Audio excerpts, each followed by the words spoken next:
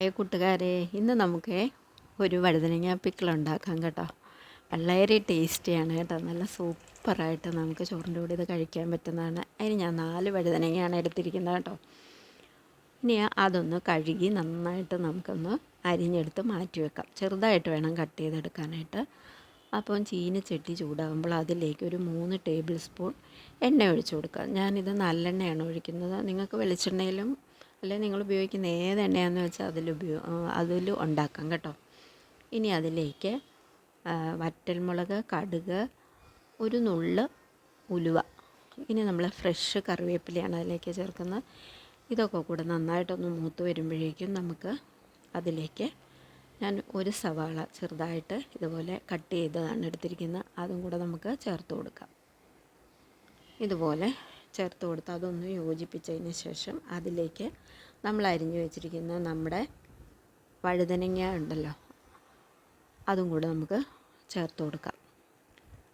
ഇനി അതിലേക്ക് ഒരല്പം ഉപ്പും കൂടെ നമുക്ക് ചേർത്ത് അതൊന്ന് യോജിപ്പിക്കാം. യോജിപ്പിച്ചതിന് ശേഷം ഇതുപോലെ യോജിപ്പിച്ചെടുത്തതിന് ശേഷം അതിലേക്ക് നമുക്ക് ഒരല്പം, അതായത് ഒരു 1/4 സ്പൂൺ അളവിലുള്ള മഞ്ഞൾപ്പൊടി കൂടെ ചേർത്ത് നമുക്ക് അതൊന്ന് നന്നായിട്ട് മിക്സ് ചെയ്ത് എടുക്കാം.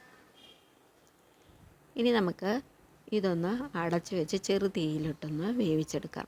ഞാനൊരു നെല്ലിക്ക വലുപ്പത്തിലുള്ള പുളി, അതായത് പിഴിപുളി, നമ്മൾ സാമ്പാറിനൊക്കെ ഉപയോഗിക്കുന്ന പുളിയാണ് എടുത്തിരിക്കുന്നത്. അത് കുറച്ച് നല്ലവണ്ണം നീരെടുത്ത് വെച്ചിട്ടുണ്ട്. ഒരു ബൗളിൽ അത് ഇതുപോലെ എടുത്ത് വെച്ചതിന് ശേഷം 2 സ്പൂൺ എരിവില്ലാത്ത മുളക് പൊടിയാണ് ഞാൻ ചേർത്തിരിക്കുന്നത്. നിങ്ങൾക്ക് എരിവുള്ളതാണെങ്കിലും ഉപയോഗിക്കാം.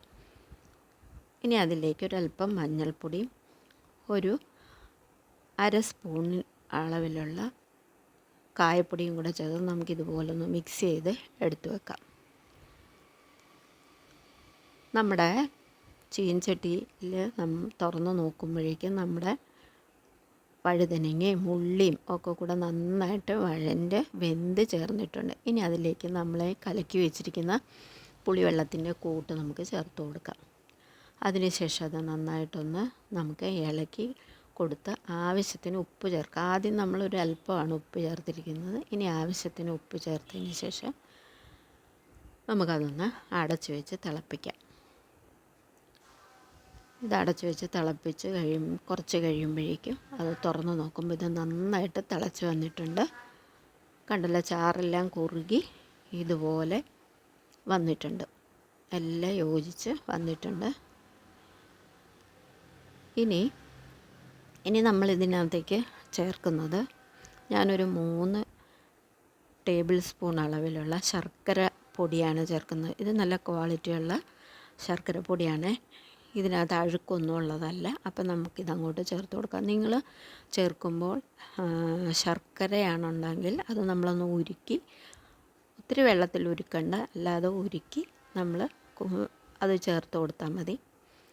എന്നിട്ട് ഇത് നന്നായിട്ടൊന്ന് തവി കൊണ്ട് നന്നായിട്ട് മിക്സ് ചെയ്ത് യോജിപ്പിക്കുക. ആ ശർക്കരയുടെ മധുരം എല്ലാം ആ കറിക്കകത്ത് ഇറങ്ങണ്ടേ. ഇതുപോലെ നമുക്കൊന്ന് യോജിപ്പിച്ചതിന് ശേഷം ഒന്നുകൂടെ നമുക്ക് അടച്ച് വെച്ച് തിളപ്പിക്കാം. കണ്ടല്ലോ, ശർക്കരയുടെ മധുരവും എല്ലാം അതിനകത്ത് പിടിച്ചിട്ടുണ്ട്. ഉപ്പ്, മധുരം, പുളി എല്ലാം പിടിച്ചിട്ടുണ്ട്. ഇനി അതിലേക്ക് നമുക്ക് ഒരു 1/2 സ്പൂൺ കൂടെ കായപ്പൊടി ചേർത്ത് കൊടുക്കാം.